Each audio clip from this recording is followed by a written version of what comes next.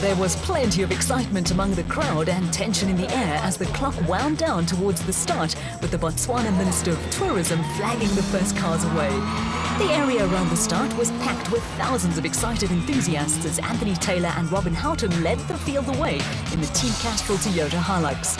Races in the Absa Off-Road Championship are run in what is known as real time. This means that cars no longer set off at 1 or 2 minute intervals, but start as per the times they recorded on the Donaldson Prologue. With only 3 seconds separating Neil Woolridge and Kenny Scholthammer and Duncan Force and Rob Howie, the system provides for some hectic racing from the word go. The biggest cheers were reserved for Hannes Grobler over the years has attracted a fanatical following in Botswana.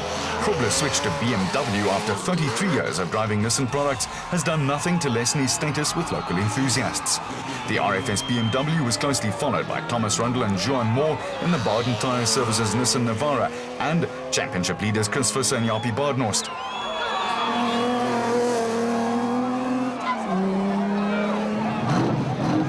Mosaji and Rayon Bodhanya led away the special vehicle contingent, with crews facing a very tough challenge. The first racing section was made up of a 243-kilometre loop to be run twice, with competitors heading from Komakwane towards Lensueletau. The enthusiastic crowds that gather at isolated points along the route and at designated spectator areas are a characteristic of the Toyota Desert Race. It's an event with a truly African flavour and has a unique place in Southern African off-road racing history. At the front of the field, Anthony Taylor and Robin Houghton were hustling along, with Neil Woolridge and Kenny Scholthammer giving chase in the Team Ford Ranger. The Ford pair had edged away from Duncan Foss and Rob Howie, but there was little to choose between the crews as they looked to settle into an early rhythm that would get them through the day without any major mishap. The Desert Race is never won on the first morning, but often lost on the last afternoon.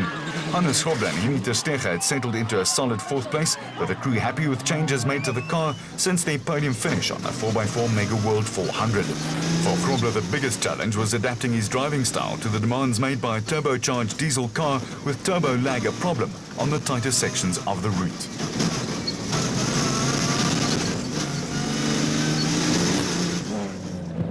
There was no early change to the running order among the top 6.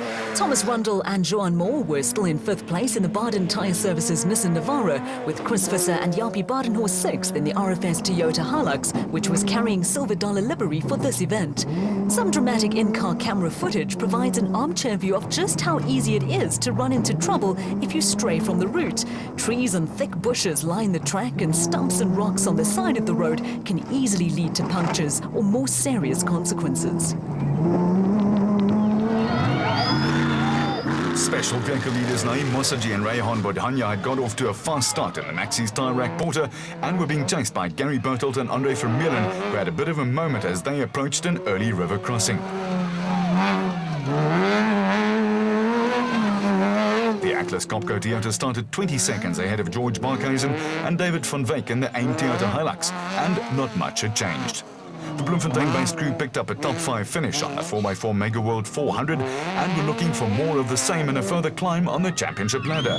Behind the Toyota 2007 Desert Race winners, Cully and Quinton Silwalt were pushing hard in the Elegant Fuel Bat, and there were no early problems either for Bevan Bertelt and Donnie Stassen in the Lab 88 Bat.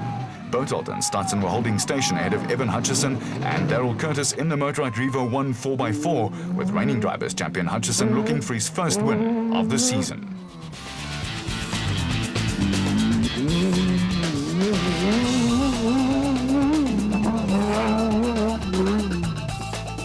The consistent Mike Whitehouse and Matthew Carlson had made a steady start to their race, but behind the region racing Navara, there was a bit of excitement. Championship leaders Shamir Variawa and Siegfried Rousseau and Atlas Copco pair Nick Harper and Kevin Hume set identical times on the prologue. The two cars were still running together, and following in their dust were Colin Matthews and Alan Smith in a Century Racing CR3 restored overnight to full health. A gearbox problem slowed the pair on the prologue, but the CR3 now appeared to be running sweetly.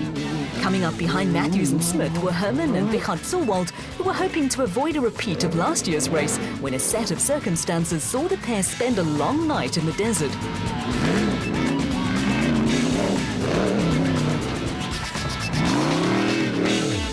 Teaming along behind the Sewolds were Nardus and Louis Alberts in a healthy-sounding Raxabat.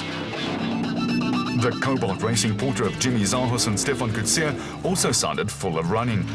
The Alberts car and Zahos and Kutsia had both moved ahead of Class P frontrunners Archie Rutherford and Mike Lawrenson in the Regent Racing Jimco. Rutherford and Lawrenson were racing together for the first time and were under pressure from the Century Racing CR2 of Mark Corbett and Rudy Balzar.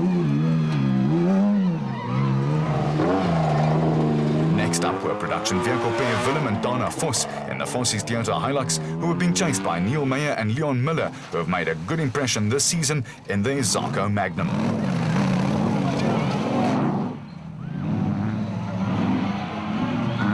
The new 4x4 Mega World Toyota Hilux in the hands of Dion Fenter and Ian Palmer led Class D and was holding station ahead of reigning Class E champions Yanni Visser and Yox LaRue in the Silver Dollar Toyota Hilux.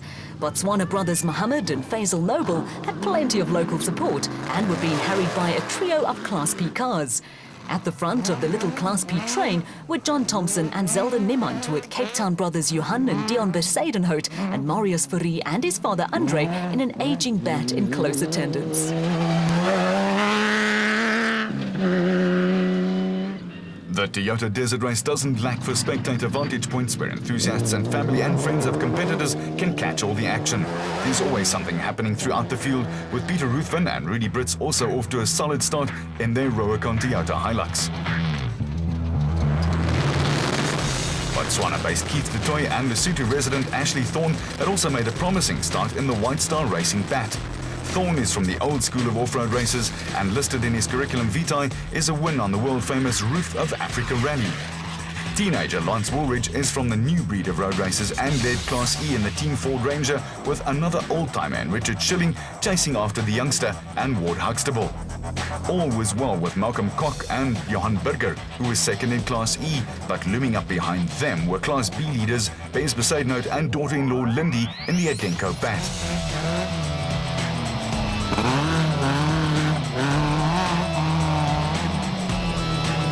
The Besaidnouts had around half a minute to spare on the father and daughter team of Kutsia and Sandra Labuskaghni in the Racesonic Zarko.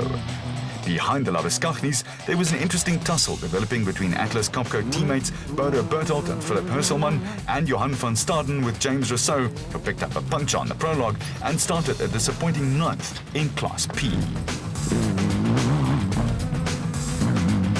After a series of solid displays last year that took them to second in the Class B Championship, a single finish and 5 starts going into the Botswana race added up to an unhappy season so far for brothers Keith and Andrew Makanetti in the Zarko. An early overshoot did nothing to aid and abet their cause, and by the time they were again underway, the brothers had lost a little time on the Class B crews ahead of them. The episode also saw early season race winners Gerald LaRue and Willem Pretorius close in on the Zarko in the Rubicon Ford Ranger, which was running 3rd in Class E.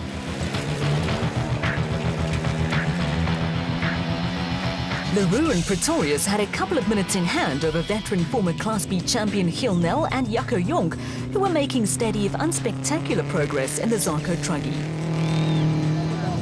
There was a holiday atmosphere among spectators along the route, with river crossings favoured locations for those diehards who would stay in one place and watch their entire field go past. Among the backmarkers were off-road legend Alfie Cox and Jürgen Schroeder in the SP Laser Nissan Navara. Problems on the prologue relegated them to the back of the start grid, but they quickly picked up a place or two and were now ahead of the Land Rover of regular Northern Regions Championship competitors Jack and Sarel Oosthuizen, who'd stepped up a division.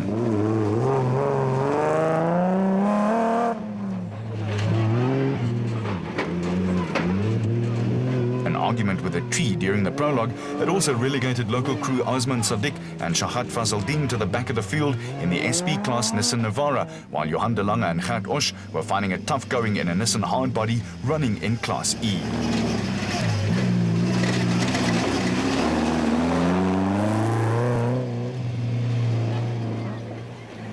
It was also tough going for Etienne Besadenhout and Hanro Visser, who were battling electrical problems in the Adenco Ford Ranger.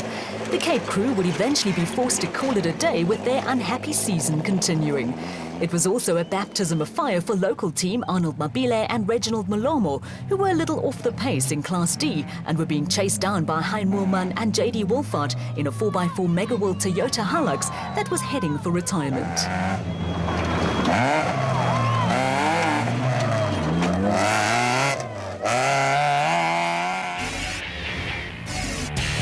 The route back to the designated service point at Kumakwani took crews to the Metsi Moti Harbour and doubled back to the finish via Khapiri.